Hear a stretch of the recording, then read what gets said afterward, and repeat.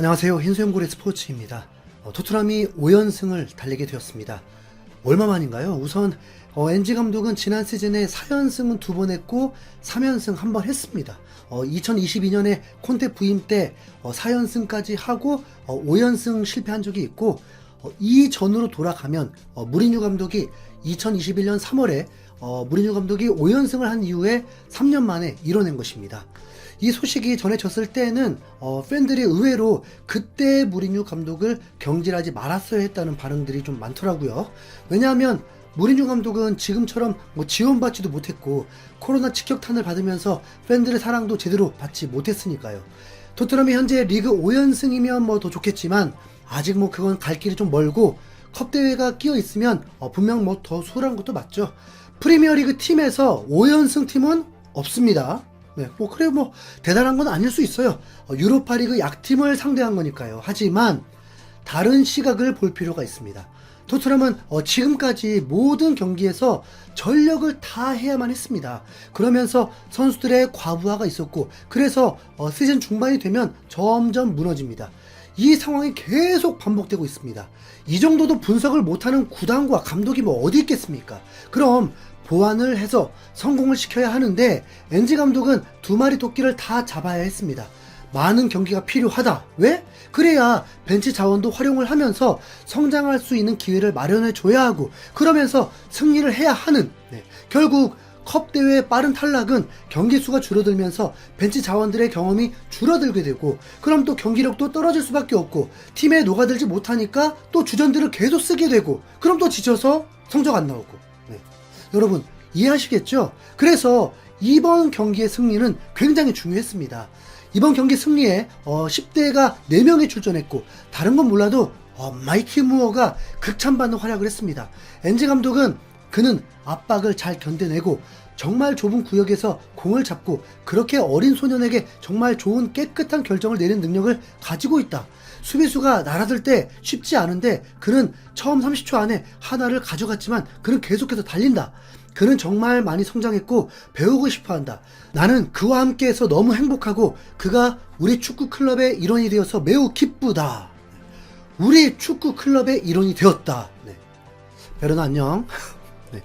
엔지 감독도 고민 많았을 것입니다. 베르너는 아무리 봐도 기회를 줘도 아니라는 걸 알았을 텐데, 자신의 전술을 이해하고 활약했다면 다시 출전 기회를 받아도 믿을 수 있으니까요. 지금처럼 공격수들 부상이 3명이나 있을 때 무어 같은 선수가 출전한다면 리스크가 크지 않을 수 있습니다. 물론 부상이 있길 바라는 건 아니고요. 알고 보니 무어는 경기 시작 2시간 전에 선발 통보를 받았다고 합니다. 나에게 기회가 올 리가 없어 라고 생각하면서 딴 생각을 하고 살았다면 이렇게 기회 받자마자 좋은 활약을 했을까요? 아마도 단 1분 출전을 위해서라도 정말 잘 준비하고 있었기 때문일 겁니다. 그럼 태도 자체가 좋다는 거잖아요. 무어하고 양민혁하고 심한 경쟁이 될 것 같더라고요. 뭐랄까 좀 비슷하다고도 느껴졌습니다. 무어는 피지컬이 양민혁보다 더 뛰어나다 보니까 분명 강한 경계가 필요합니다. 그렇다고 무어가 야말이 되었다는 게 아닙니다. 나이에 비해서, 그리고 약체팀 상대로 기대에 부응했다는 거니까요. 무어는 경기 후에 인터뷰도 가졌습니다. 긴장했지만 경기장에 들어가니 괜찮았다. 큰 발걸음이지만 난 내디딜 준비가 되어 있었다. 모두가 나를 도와줬고 완벽했다라면서 소감을 밝혔습니다. 한 영국 매체에서 인터뷰한 조 콜은 무어가 스타가 될 수 있는 선수라고 극찬도 했습니다. 무어는 손흥민과 같은 선수가 되고 싶어합니다. 유스 리그에서 득점을 하면서도 손흥민 세레머니 하는 선수로 유명했죠. 컵대회에서 무어가 출전할 수 있다는 건 토트넘에게 큰 힘이 됩니다. 현재 빅클럽들 모두 잠재력이 있는 어린 선수들을 계속 활용하고 있거든요. 토트넘만 그런 게 절대 아닙니다. 베리발도 높은 평점을 받았습니다. 아치 그레이는 너무 재능이 많으니까 로메로와 콤비를 이뤄서 센터백으로까지 출전한 거니까 그것만으로도 칭찬해 줘야죠. 경기 후 비수마가 인터뷰를 했는데, 비수마는 이 경기를 제대로 통제를 했었다. 이 경기가 우리에게 굉장히 중요했기 때문에 집중했다. 유럽 대항전의 원정 경기는 항상 이기기 어렵다. 하지만 우리는 오늘 해냈다. 어느 팀이랑 붙던지 우리가 해야 할 일에 집중하고 그 일을 해내는 것이다. 감독님이 이것을 원한다. 오늘 중원에서 이겼다고 생각한다. 앞으로 이런 경기력을 보여야 하고 일요일 경기에 집중해야 한다. 뭐 그래도 나름 전사 같은 힘이 있었습니다.